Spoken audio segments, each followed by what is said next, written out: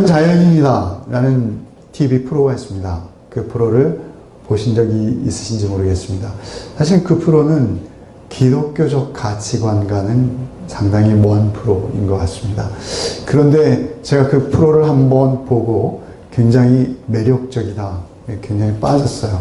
왜 빠졌냐면 거기에 등장하는 분들이 사실 세상에서 뭐 시한부 생명을 선고받는다든지 또는 파산을 해서 정말 무일푼으로 이제는 세상에서 생계를 이어갈 수 없는 처지가 되었다든지, 하여튼 뭐 건강이라든지 경제적 환경의 급격한 변화로 인해서 생존마저 위협받는 그러한 상황에서 호롤단신 산으로 들어가신 분들이기 때문에 제 관심을 확 끌었습니다.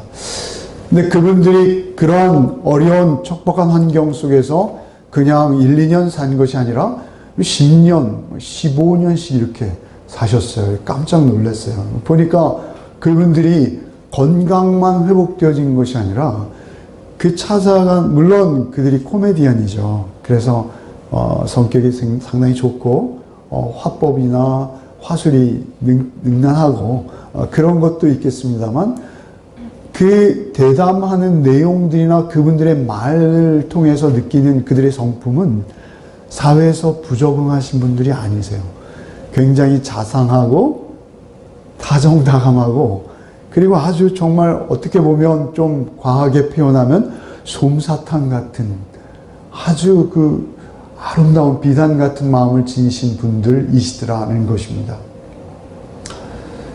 그래서 저게 도대체 어떻게 된 일일까? 라고 좀 관심 있게 보면서 하나 얻었던 깨달음은 무엇이냐면, 자연이 그렇게 만들었구나. 자연이 저들을 그렇게 회복시키는구나. 왜 그들이 이 많은 사람들, 이토록 아름답게 하나님께서 당신의 형상대로 피조한 창조물인 이 인간들 사이에 있을 때는 저들이 조화롭고 평안스럽지 못하다가 오히려 사람이 아무도 없는 그 삭막하기만 한 자연 속에 홀로 있는데도 불구하고 저들이 회복되고 치유되고 오히려 인격과 성품도 아주 단정해지는 그러한 모습까지도 엿볼 수 있는, 저런 상황을 도대체 어떻게 이해해야 될까? 라고 관심 있게 지금도 보고 있습니다. 사람들이 이렇게 많지만, 우리 가운데 이렇게 많고 우리가 사람들 속에서 어울려 살고 있지만 현대인들의 우울증은 도를 넘어서고 있습니다. 가장 잘 되는 병원은 정신 관련 계통의 병원들이고요. 병명도 세분화되어서 이제는 잘 기억도 나지 않는 그런 수많은 우리 정신병증적 증상을 저나 여러분들도 다 가지고 있다라고 말합니다. 우리가 사람을 매일 만나고 사람들에 둘러싸여서 살고 있습니다만 사실은 사람이 그리운 세대가 아닌가. 사람들이 이 자본주의 사회라는 자본주의 체계, 정치 체계라는 이 자본주의 체계 안에서 오히려 그 자본에 잠식되어 버려서 사람들의 모든 관계가 이제는 이해타산으로 계산되어지고, 나에게 조금 이익이 된다 싶으면 무엇이든지 할 수 있고, 나에게 조금 손해가 된다 싶으면 여지없이 관계를 단절해버리는 세상. 그래서 사실은 인격 대 인격으로 정말 사람 대 사람으로 만나서 교제하고 인격적으로 대화하고 또 흉금을 털어놓을 수 있는 사람이 주변에 하나도 없는, 그래서 우리가 자연에 가서 그 말도 못하는 풀이나 나무나 그러한 것들과 오히려 대화하고 그런 것들과 친숙해짐으로 우리가 회복되어지는, 우리가 자본에 매몰된 거 아닌가, 돈에 매몰된 것이 아닌가. 우리 큐티 책에는 오늘 본문 사실은 오늘 큐티 말씀입니다.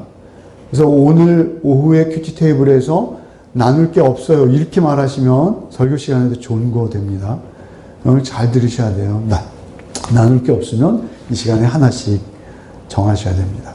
근데 중요한 것은 그렇게 우리의 인격이 다 매몰되어 버리고 자본 속으로 우리가 다 빨려 들어간 것 같아요. 요즘 우리에게 단연 지금 뭐 이렇게 회자되고 있는 상황은 개성공단이죠. 개성공단. 개성공단에 대해서 여러 가지 뭐 의견들을 내놓고 있습니다만, 제가 한 읽은 글들 중에 좀 엉뚱한 관점에서 한 가지 저에게 신선하게 들려왔던 어떤 한 분의 글이 있어요. 개성공단에서 어제 한번 읽다가 페이스북에서 보았습니다만, 그분이 개성공단에서 몇 년간 지내면서 그 북한 사람들을 집중적으로 연구하셨던 사회학자시더라고요.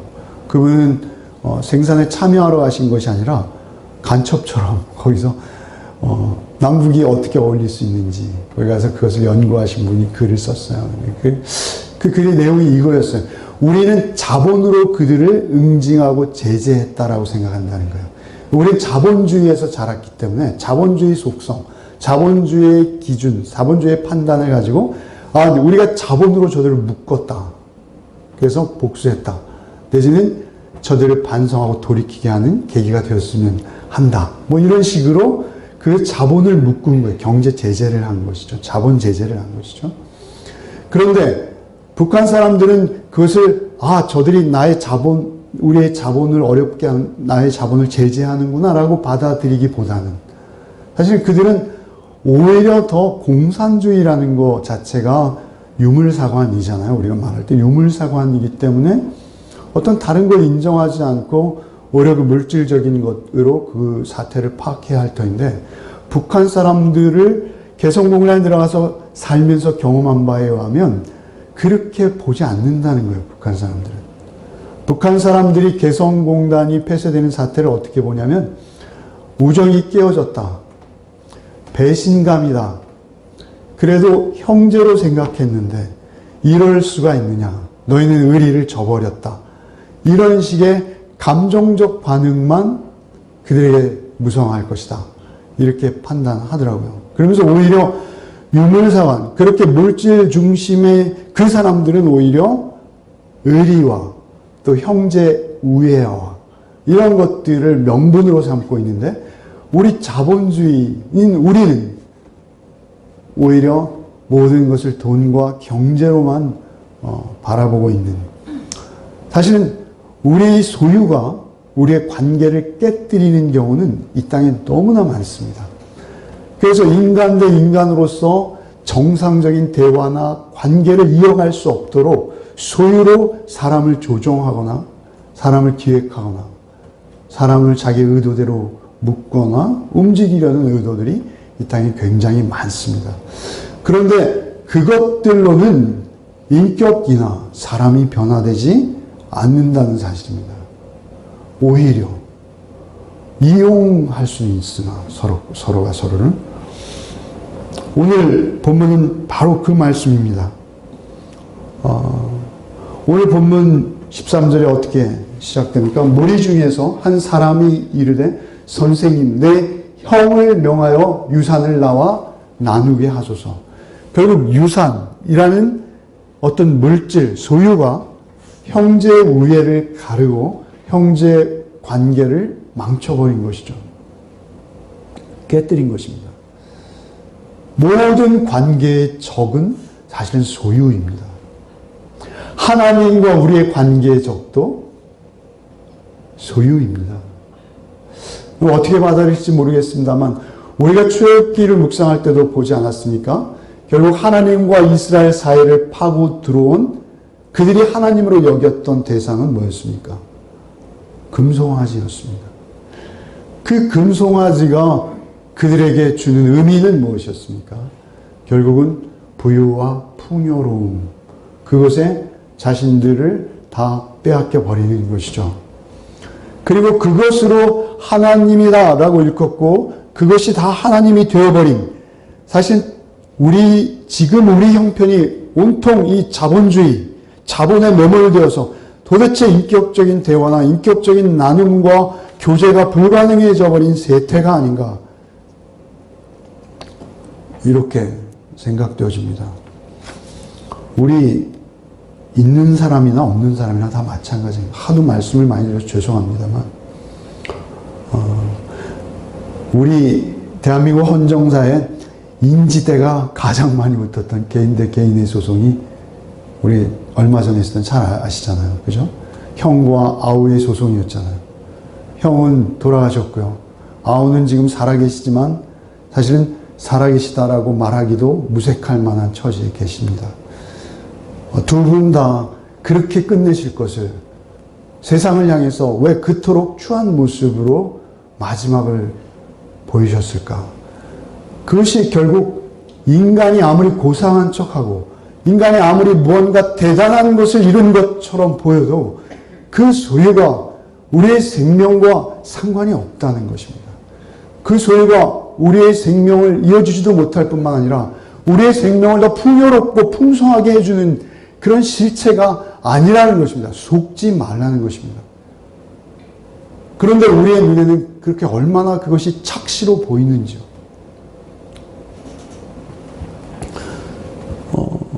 그래서 이 형제는 이렇게 호소하고 있는 것입니다. 선생님, 내 형을 명하여 유산을 나와 나누게 하소서.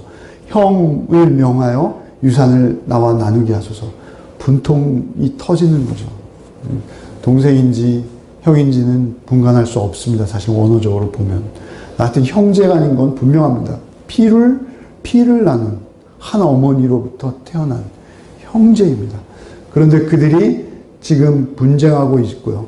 선생님이라고 할 때 이 랍비는요, 유대인들에게 있어서 성경을 가르치는 선생은 그냥 성경만 가르치는 것이 아니라 그들의 삶 속에서 소소한 분쟁이라든지 또는 그들이 가지고 있는 어떤 원한 관계라든지 이런 것들을 정리하고 풀어주는 작은 재판관입니다.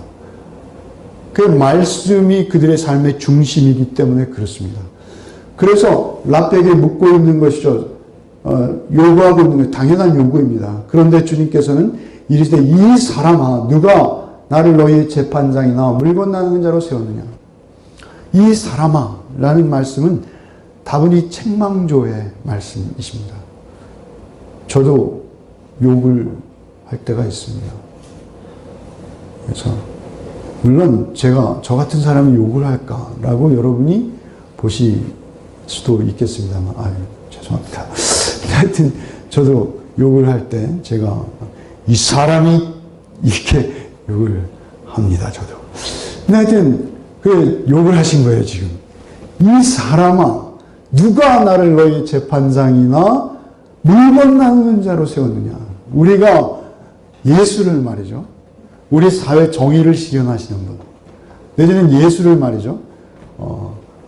어떤 우리의 목적을 가지고 그리고 어떤 우리의 목적에 맞도록 예수를 해석하고 예수를 내 마음대로 주무르는 경우가 많습니다. 예수를 몰라보는 것이죠. 예수는 오직 우리에게 오신 이유는 한 가지밖에 없습니다. 그죠? 예수가 우리에게 오신 이유는 한 가지예요. 근데 그 한 가지가 우리의 전부입니다. 그것은 무엇입니까? 우리에게 생명 주러 오신 것입니다. 생명 주러 오신 것입니다. 생명 주러 오신 것입니다. 그런데 이 사람아 누가 나를 너희 재판장이나 물건 나누는 자로 세웠느냐. 그들에게 이르시되 삼가 모든 탐심을 물리치라. 사람의 생명이 소유에 넉넉한 데 있지 아니하니라. 사람의 생명이 소유에 넉넉한 데 있지 아니하니라. 이 조회라는 이 헬라어는요, 사실은 우리의 생명, 우리의 숨, 들숨, 날숨 하는 이런 우리의 어떤 목숨이라는 의미보다는 이 생명은 우리의 영적 생명을 말하는 것입니다. 우리의 영혼이 살아있는가 죽어있는가. 사실 우리의 영혼이 하나님과의 관계 속에서 산 영혼인지 죽은 영혼인지가 우리에게만 중요합니다. 우리가 이 생을 살면서 우리에게 가장 중요한 한 가지 오직 그것은 내가 하나님 만났는가 못 만났는가 그리고 하나님이 내 안에 지금 살아계신가 살아계시지 않은가만 중요한 것입니다. 그 외에 우리에게 중요한 것은 없습니다. 사실 그런데 우리에게 있어서 그 생명 주러 오신 주님이신데요.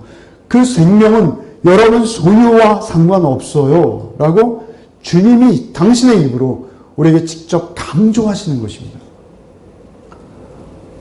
그래서 탐심을 물리치라 이렇게 말씀하시는데, 이 탐심이라는 것은 1차적으로 오늘 본문에서 말씀하시는 탐심은 무엇입니까? 소유욕이죠. 물질에 대한 소유욕. 그러나 이 탐심은 꼭 그것만을 말하는 것은 아닙니다. 이 헬라어 자체의 특성상 탐심이라는 것은요, 우리의 마음에 생기는 탐욕 전부를 일컫는 좀 더 광범위한 단어입니다. 가령 우리의 명예욕, 우리 사람들에게 인정받고자 하는 욕구, 나의 의로움을 다른 사람들로부터 다른 사람에 비해서 좀 더 특별하다라고 보여지고 싶은 욕망, 이런 모든 것을 일컫는 단어입니다. 탐심. 그런데 탐심을 물리치라 라는 것은 사실 우리 번역은 탐심이 오면 에이 탐심 이렇게 물리치, 너무 정신없이 막 탐심을 계속 물리쳐야 된다 이런 의미는 아닙니다. 탐심으로부터 너를 지켜라 이런 의미입니다. 직역하는 의미는, 직역하면 탐심으로부터 너를 지켜라. 우리가 자연스러운 상태에 있을 때 우리에게 탐심은 계속 들어오는데요. 사실은 우리가 보통 때는 그것이 유혹이 되지 않습니다. 그러나 탐심으로 우리의 존재가 되어 있을 때는 그 탐심이 우리를 가지고 놉니다.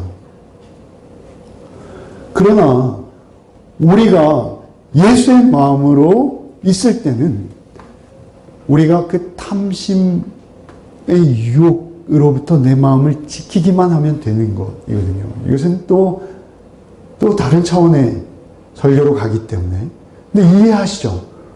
복음을 가지고 있는 자에게 있어서는 탐심은 이미 죽었어요. 탐심은 떠났어요, 분명히. 그런데도 자꾸 탐심의 노예로 가려는 속성이 우리에게 있어요.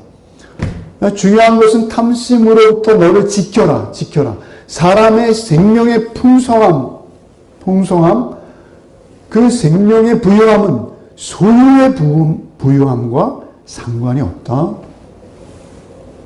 라는 말씀을 강조하시면서 16절부터 21절까지 가로가 있죠. 성경에는 없는 가로입니다. 성경에 가로가 있으면요, 그것은 어떤 사본에는 있고 어떤 사본에는 없고 뭐 이런 의미가 있을 수 있어요. 그러나 이 가로는 순전히 제가 친 겁니다. 1.1획 더하거나 빼면 안 되는데 제가 친 이유는 이 16절부터 21절까지가 15절, 사람의 생명이 그 소유에 넉넉한 데 있지 않다라는 오직 이 한마디를 설명하기 위한 예화라는 것입니다. 우리 성경을 읽을 때 그 중심 주제를 정확히 이해하는 게 중요하죠. 그러니까 지금 주님께서 말씀하고 싶은 것은 무엇입니까? 오직 탐심과 소유는 상관관계 없다. 이것을 강조하시기 위해서 주님께서 창작 예화를 하시는 거예요. 실제 있었던 예화라기보다는 흔하게 우리 주변에 있을 수 있는 어떤 한 일을 작정해서 그러한 예들을 들추어내면서 탐심과 소유는 이렇게 상관없는 것이란다 라는 것을 설명해 주시고자 하시는 것이죠. 그 이유는 무엇입니까? 16절부터 또 비유로 그들에게 말씀하시되 또 비유로 한 예를 들어서 창작 예화로 그들에게 말하여 이르되 한 부자가 그 밭에 소출이 풍성함에 심중에 생각하여 이르되 내가 곡식 쌓아둘 곳이 없으니 어찌할까 하고 또 이르되 내가 이렇게 하리라 내 곡간을 헐고 더 크게 짓고 내 모든 곡식과 물건을 거기 쌓아두리라. 또 비유로 그들에게 말하여 이르되 한 부자가 밭에 소출이 풍성함에 한 부자, 여기서 지금 예화에 등장하는 주인공은 누구입니까? 한 부자입니다. 사실은 한 부자는 우리가 다 부러워하는 대상입니다. 그리고 우리가 되고자 하는 어떤 작은 목표 지점이 될 수 있습니다. 그리고 건전한 사회고 건강한 사회고 사회의 룰이 공정하게 시행되는 그런 사회라면 부자는 존경받아야 마땅한 대상입니다. 부자는 자신의 지혜로 어떤 작물을 오늘 오래 심을 것인가, 그 작황이 어떨 것인지, 또 시장성은 어떨 것인지, 부자는 열심히 그 지식을 추구하고 또 지혜를 짜낸 것이죠. 그리고 성실하게 시기를 놓치지 않고 파종을 하고, 그리고 김을 매주고 잘 뿌리가 내리고 튼튼하게 자라도록 물도 공급해 주면서 성실하게 이마에 땀이 송글송글 맺히도록 최선을 다해서 열심을 내었던 그런 매력적인 분입니다. 그 부자가 밭의 소출이 풍성하게 되었어요. 그 결과, 그 노력의 결과이죠. 그렇게 밭의 소출이 풍성함에 심중에 생각하여 이르되 내가 곡식 쌓아둘 곳이 없으니 어찌할까. 그런데 그 소출이 풍성해졌을 때 그 부자의 반응이 중요한 것입니다.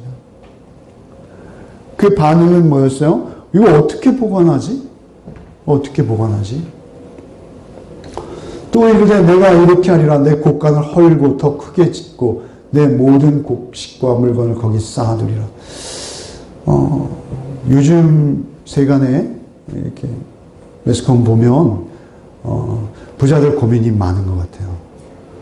돈을 은행에 넣어놓자니 별 유익이 없고, 증권에 투자하자니 이거는 큰일 나겠고, 그렇다고 해서 부동산에다 어떻게 해놓고 지낼 수도 없는 상황이고, 그러니까 다 막힌 거예요. 그래서 금값이 굉장히 올라간다고 해요. 인플레이션도 예상되고. 그리고 금값이 올라간다는 얘기는 뭐예요? 금들을 사놓고 있는 거예요, 지금 다들. 얼마나 불안할까요? 금을 집에 보관하고. 뭐 지금 21세기에 말입니다.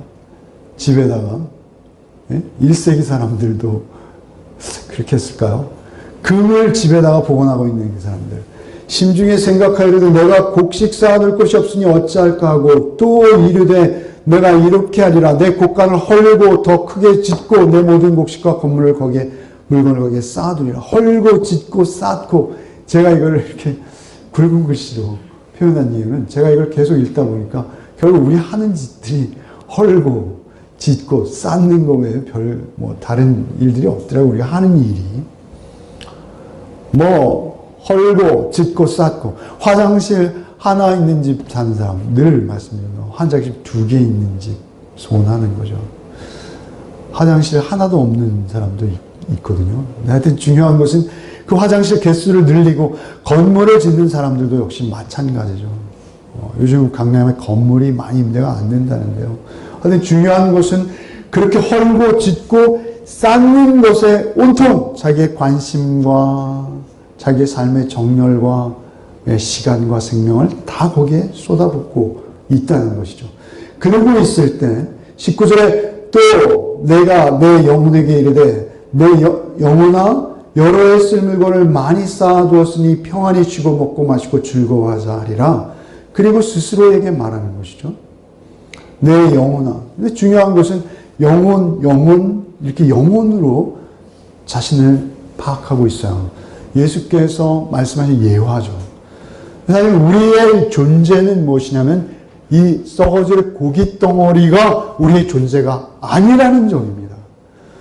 우리는 영적 존재예요. 우리 영혼이 있는 하나님의 생기로 불어 넣어져서 창조된 하나님의 형상대로 창조되어진 하나님의 피조물이요 하나님의 자녀요 하나님의 인격과 성품을 지닌 영적 존재인 겁니다. 그런데 그 영혼으로 또 내가 내 영혼에게 이르되 영혼아 여러 해 쓸 물건을 많이 쌓아뒀으니 평안히 먹고 마시고 즐거워하자. 착각인 것이죠. 영혼은 영원한 생명을 소유한 영혼입니다. 그런데 이 땅에 있는 그 물질로 그것을 쌓고 보관해 둠으로 인해서 자기의 영혼이 배부를 것 같은 착각. 그것이 우리 속에 얼마나 많은지 몰라요. 그래서 그렇게 속고 있는 겁니다. 우리가 다 속고 있을 수 있습니다. 즐거워하자 하라 하되 하나님은 이르시되 어리석은 자여 오늘 밤에 내 영혼을 도로 찾으리니 그러면 내 준비한 것이 누구의 것이 되겠느냐? 그것은 네 거 아니야. 이렇게 말씀하시는 거예요. 사실은 우리가 이 땅에 있는 모든 물질은요, 우리가 아닙니다. 어떤 물질이든 물질은 내 거 아니에요. 왜요? 여러분 가정할 수 없기 때문에 그렇습니다. 누구라도 그것은 예외가 없습니다.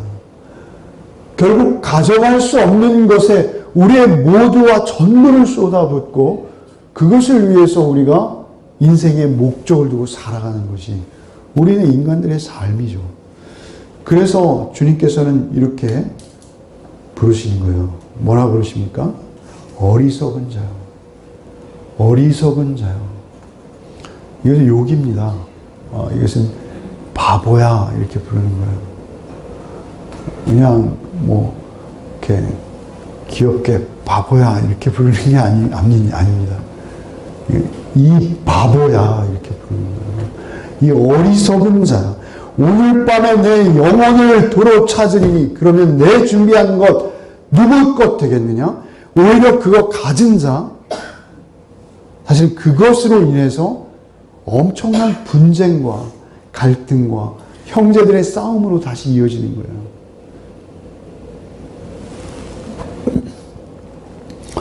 그래서 주님께서는 그들을 향해 바보다 이렇게 말씀하시는 것입니다. 33절 우리 한 번만 보죠. 12장 33절.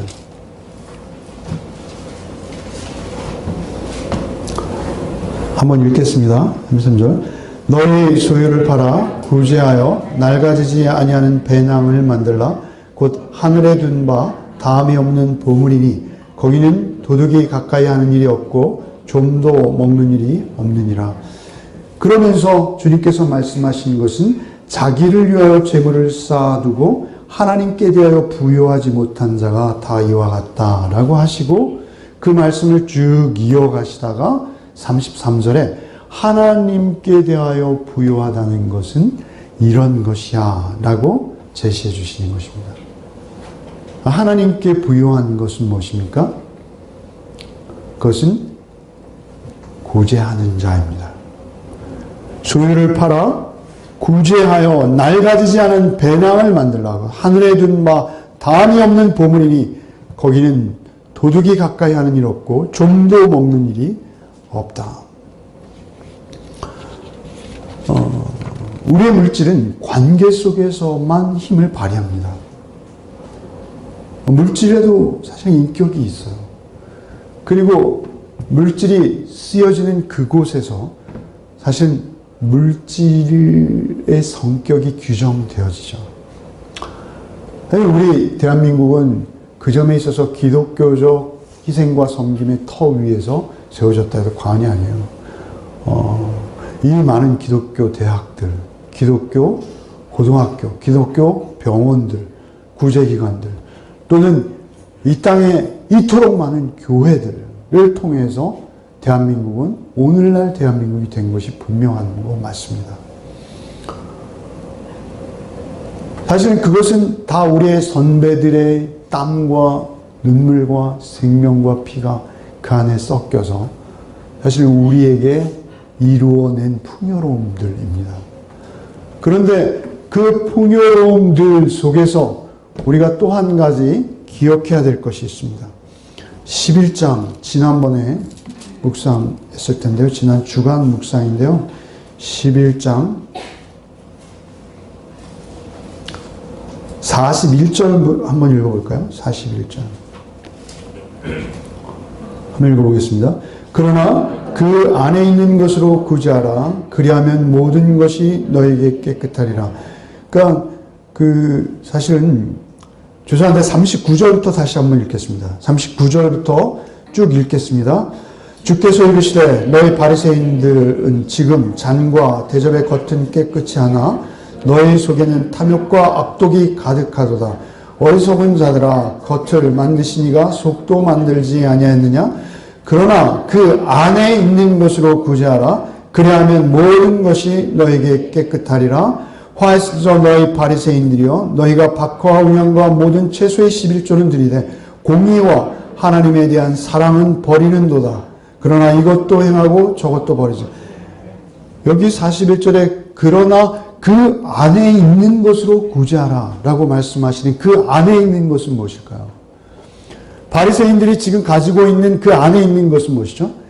탐욕입니다. 사실은 이 위선, 외식, 거짓, 가증 이거 다 어디서부터 출발하는 겁니까? 탐심으로부터 나오는 것입니다. 이거 다 맥락이 같은 고리 안에 있어요. 근데 중요한 것은 그 어리석은 탐심을 가진 자들, 그러나 41절에 그러나 그 안에 있는 것으로 구제하라 라고 할 때 이 안에 있는 것은 뭐예요? 우리가 탐심으로 박하와 운양과 채소의 11조는 열심히 드려요. 하나님이 드리지 말라는 박하까지 11조를 드려요. 박하 11조 드리는 품목이 없어요. 박하는 뒤뜰에 심는 밥, 그들이 그 주식을 먹을 때 향을 돋구기 위한 향신료예요. 운양도 그렇고요. 그거 11조라는 말 없는데 그것까지 갖고 와서 드리는 거예요. 랍비한테, 제사장한테. 그렇게 철저하게 사람들에게 보이기 위한 일은 열심을 다하면서 하나님의 공의와 사랑은 버린 거예요. 그러니까 지금 너희 안에 있는 것으로 구제하라는 것은 우리의 물질과 소유로 구제하는 것도 있지만 또 더욱 중요한 것 있어요. 그것은 무엇입니까? 하나님의 사랑과 공의로우심으로 구제해야 하는 거예요. 우리의 존재로 구제가 이루어져요. 우리에게 가장 큰 구제가 뭘까요? 사람들의 가장 큰 구제가 뭘까요? 하나님의 성품과 하나님의 형상을 저건 사람의 것이 아니고 하나님의 것이구나 라고 보일 수 있다면 그것을 내 뜻대로 볼 수는 없어요. 그죠? 내 마음대로 그것을 야 봐 이거 짠 하고 어디서 보일 수 없어요. 그것은 오히려 그 사람의 삶의 정황과 삶의 긴 여정들을 통해서 드러나고 그 과정에서 문득문득 그들의 언어 생활을 통해서도 드러날 수 있는 것이겠죠. 그러나 그것을 그 안에 있는 것, 너희 안에 있는 그 하나님의 공의와 사랑, 그것으로도 구제해야 된다. 이렇게 주님 말씀하시는 거예요. 그러니까 우리에게 있어서 구제 생활은 무엇입니까? 우리의 삶 전체가 구제일 뿐이에요.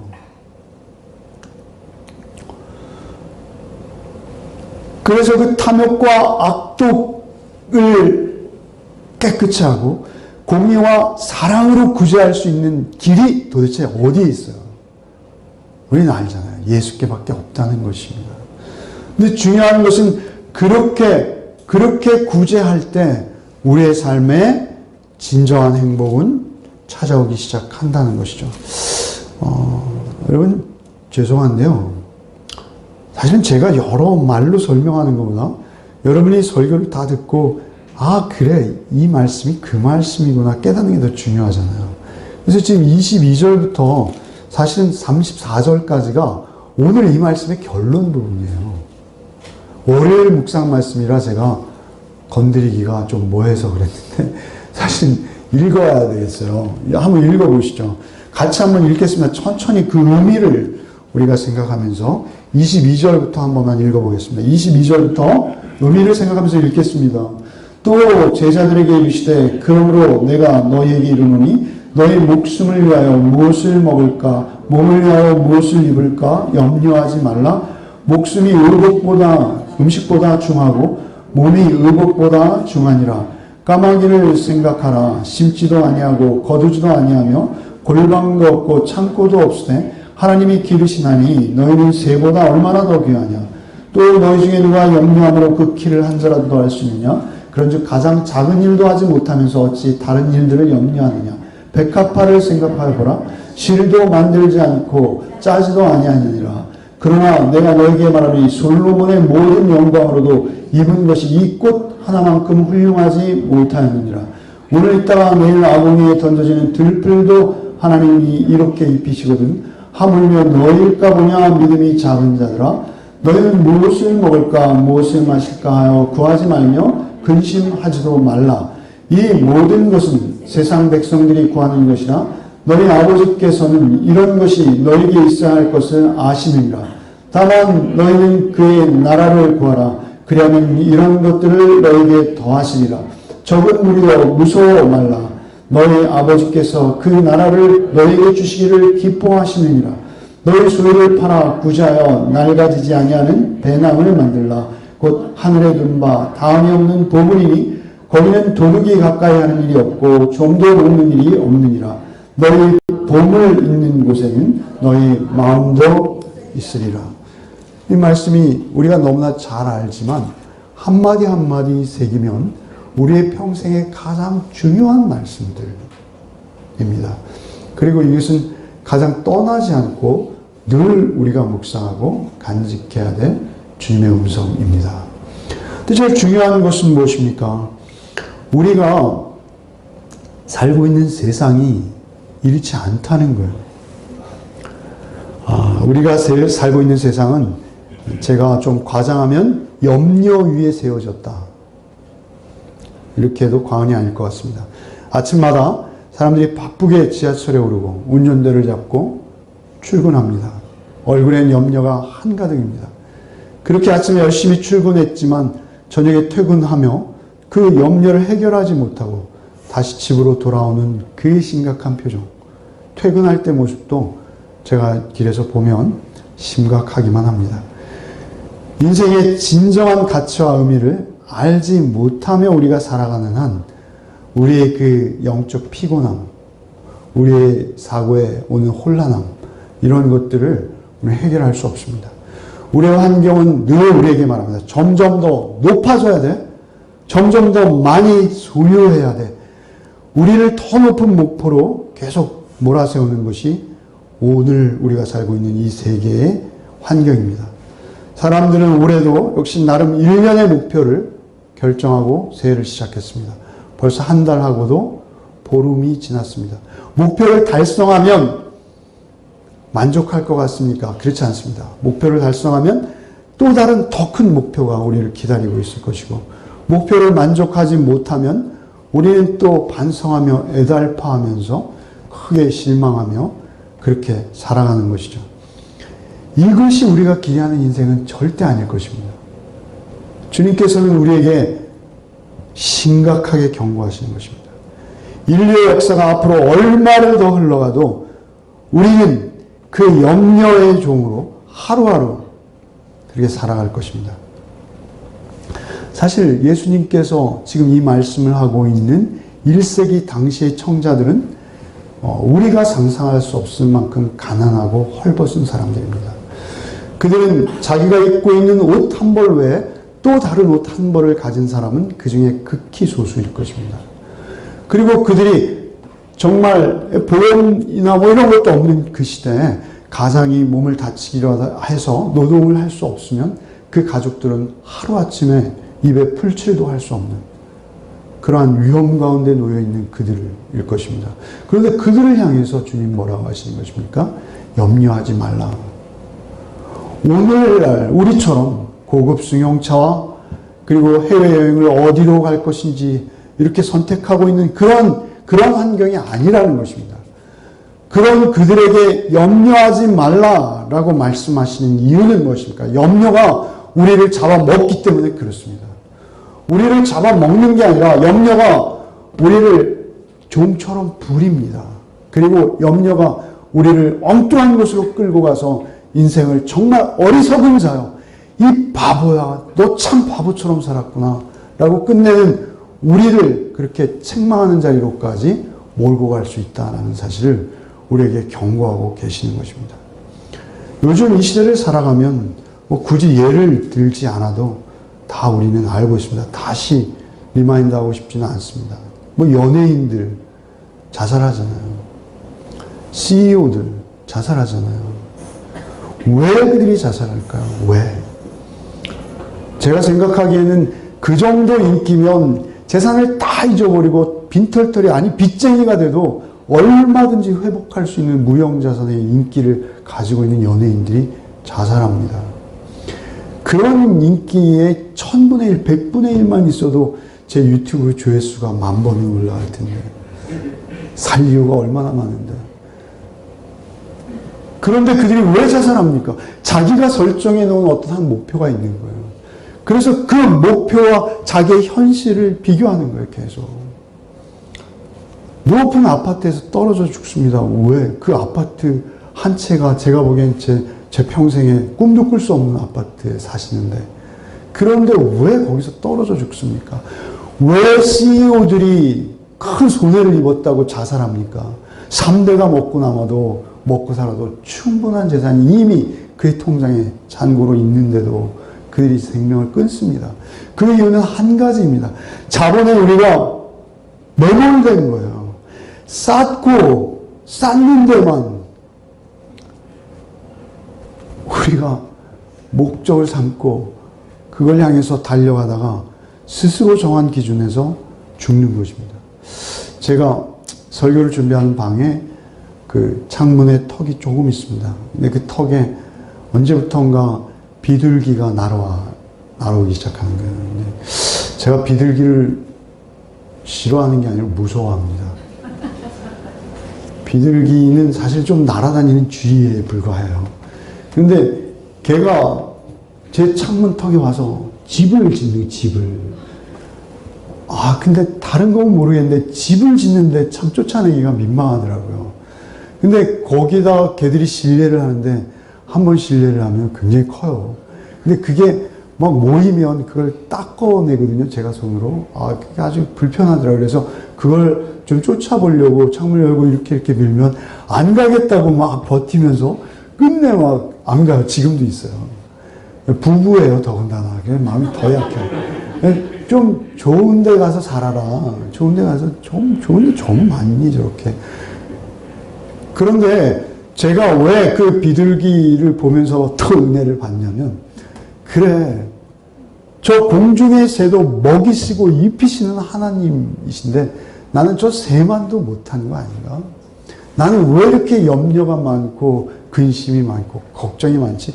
목사라 하면서도 하나님을 믿고 바라본다 하면서도 뭐 그렇게 생각이 많니? 이렇게 하나님께서 비둘기를 그래서 저에게 보내주신 게 아닙니다. 여러분의 삶 속에서 무슨 걱정이 있습니까? 사실 우리가 서로 사랑하고 사랑으로 섬기고 사랑으로 하나 되는 일 외에 우리에게 무슨 관심의 대상이 있고 무슨 관심에 우리의 시간과 우리의 생명을 투자해야 될 대상이 있습니까? 오직 우리의 시간과 우리의 생명을 투자해야 될 대상이 있다면 그것은 좀 더 사랑하고 좀 더 섬기고 하나님의 공의로우심과 사랑으로 그리고 나의 소유가 작든 적든 감사함으로 주신 것에 감사함으로 오직 감사함으로 그것들을 나눌 수 있다면 그게 행복자인 것입니다. 다른 것이 행복한 것이 아니죠. 제가 언젠가 사진 좋아하는데요. 사진에 그 기와장 있잖아요. 다 깨진 기와장. 그죠? 건축하고 버린 기와로 담을 이쁘게 쌓아놨는데 그 담이 얼마나 이쁜지요. 그 쌓은 사람의 인격과 그 성품의 정서의 어떤 넉넉함이라고 해야 되나요? 그런 것들이 그 담에 묻어나더라고요. 우리가 행복한 것은 많은 것을 소유하고 엄청난 별장 같은 집을 지어놓고 행복한 것이 아니라 아주 쓰러져가는 누군가일지라도 깨끗하고 단아하고 그리고 그 안에서 정리된 마음과 영혼의 품성으로 하나님과 교제하며 그 안에 단 하루를 머물더라도 기쁨으로 머물 수 있다면 그게 복인 것이고 그리고 그러한 자들을 통해서만 하나님의 사랑은 하나님의 의로우심은 전해져 갈 수 있는 것이죠. 제가 어떤 연예인의 집을 비추는데요. 막 그걸 자랑이라고 비추는 막 비추는 내복 벗어놓은 거 막 이쪽에 널려져 있고 막 정신이 없어요. 막 바쁘니까요. 쫓기니까요. 삶이 너무 바쁘니까. 그것이 나쁘다는 것이 아니라 우리가 감사하는 삶은 단정합니다. 검소합니다. 단아합니다. 그리고 나에게 주어진 것에 감사하며 깨끗이 정리할 수 있어요. 주변을. 우리는 늘 떠날 사람처럼 주님이 나를 부르시면 예 주님 제가 여기 있습니다. 주님 저를 부르시니 감사합니다. 라고 늘 준비된 자세로 그렇게 우리가 살아가는 게 맞습니다. 오늘 이 말씀의 결론 부분에 살짝 이런 말씀이 들어있어요. 32절 말씀 한번 볼까요? 12장 32절 한번 같이 읽겠습니다. 여러분 뚜렷이 하나님의 말씀 한 절 한 절이요 너무나 깊어서요. 세상 책은 한 번 읽고만 아 이런 내용이었구나 라는데 우리가 보면 볼수록 새로운 내용이 또 있어요. 32절도 그 중에 하나인데요. 요번에 묵상하면서 느낀 말씀 한 절입니다. 한번 같이 읽어볼까요? 적은 무리여 무서워 말라. 너희 아버지께서 그 나라를 너희에게 주시기를 기뻐하시느니라. 적은 무리라고 하세요. 사실은 이렇게 염려하지 말라, 근심하지 말고, 걱정하지 말고, 너희가 가진 것으로 너희가 곤개하며 섬기며 그렇게 따라와라. 라고 하지만, 많은 무리들이 모여서 그 음성을 듣고 있지만, 그 중에 정작 따라올 무리는 적은 소수예요. 예수께서도 아세요. 이렇게 말씀하시는 거예요. 적은 무리요. 무서워 말라. 무서워요. 근데 그들은. 왜 무섭습니까? 세상 사람들은 더 높이, 더 많이 소유하기 위해서 동분서주하며 시간을, 초능을 아끼고 있는데 나는 반대로 가는 거예요. 두려울 수밖에 없어요. 우리를 잘 아세요. 우리 지으신 분이시기 때문에. 적은 무리일 것도 아시고 우리가 두려워하는 것도 아세요. 그러나 주님이 우리의 목자가 되셔서 우리를 인도하시겠다 약속하신 거예요. 우리를 잘 하시는 그분이 적은 무리요. 두려워 말라. 너희 아버지께서 그 나라를 너희에게 주시기를 기뻐하시느니라. 그런 적은 무리지만 그 무리는 지금 적고 초라한 모습으로 사는 듯하지만 하나님의 나라를 살아내고 있는 무리가 있다는 거예요. 그리고 그 무리들은 하나님의 나라를 현재적으로 살아내고 있다는 거예요. 그리고 그 나라를 주시기 위해서 당신이 오셨다는 거예요. 그리고 그 나라를 주기를 기뻐한다는 거예요. 그 나라를 주기 위해서 주님께서 십자가에 죽임을 당하셔야 함에도 불구하고 내가 기쁨으로 그 나라를 너에게 주러 왔어. 너에게 그 나라를 주는 거야. 라고 주님께서 지금 그 청중들에게 이 말씀하시는 분이 주님이십니다. 적은 무리여 두려워 말라. 하나님께서 그 나라를 너에게 상속하기를 주기를 기뻐하신다. 그 나라를 통째로 상속받았어요. 그런데 우리는 자꾸 우리의 탐심과 탐욕으로 인해서 나의 자랑, 나의 명예, 나의 소유, 내 여기에 그 내 모든 곡식과 내가 내 영혼에게 이르되 내 7번이나 나밖에 모르는 거예요. 내 영혼. 그런 우리를 향해서 주님께서는 오늘도 변함없이 말씀하시는 것입니다. 어리석은 자가 되지 말아라. 어리석은 자 되지 말아라. 그리고 적은 무리지만 두려워 말고 나를 따라와라. 주님을 따라갑시다. 주님을 따라서 그 길을 우리 단정하게, 검소하게, 그러나 하나님 뜻에 맞게 그렇게 살아내는 복이 저 여러분에 있기를 바랍니다. 새해를 시작하시면서 어떤 여러분의 다른 거창한 목표와 목적을 세우셨습니까? 그 목적과 목표가 혹시 여러분의 기도의 제목이 형의 유산을 나누게 해주세요가 되지 않기를 바랍니다. 오직 우리의 기도 제목은 주님, 저는 저의 탐욕으로부터 제가 저를 지켜낼 수 없사오니 주께서 저를 지켜주시옵시고 제 안에 말씀하시고 제 안에 행하여 주시어서 주님 말씀하실 때 순종할 수 있게 나를 비워낼 수 있게 그러나 감사함으로 기쁨으로 비워낼 뿐만 아니라 그 비워낸 자리가 깔끔하고 정갈하게 참으로 외인과 나그네와 같은 삶을 충분히 넉넉히 감당할 수 있는 나의 삶의 자리가 되게 해주십시오 라고 늘 기도하시는 복이 저 여러분에게 있기를 바랍니다. 찬송가 오늘 우리는 찬송가 부르고 마치겠습니다.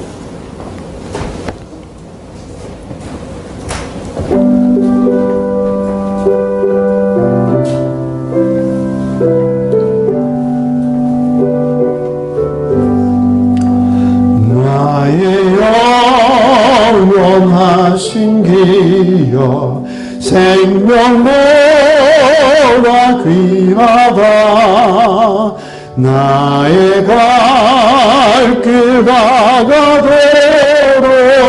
나와 동행하소서. 주께로 가까이 주께로 가오니 나의 갈 길 다가도록 나와 동행하소서. 세상 불의한 이랑과 모든 명예 버리고 험한 길을 가는 동안 나와 동행하소서. 주께로 가까이 주께로 가오니 나의 갈 길 다가도록 나와 동행하소서. 어두운 골짜 지나가며 험한 바다 건너서 천국문에 이르도록 나와 동행하소서. 주께로 가까이 주께로 가오니 나의 갈 길 다가도록 나와 동행하소서. 아멘.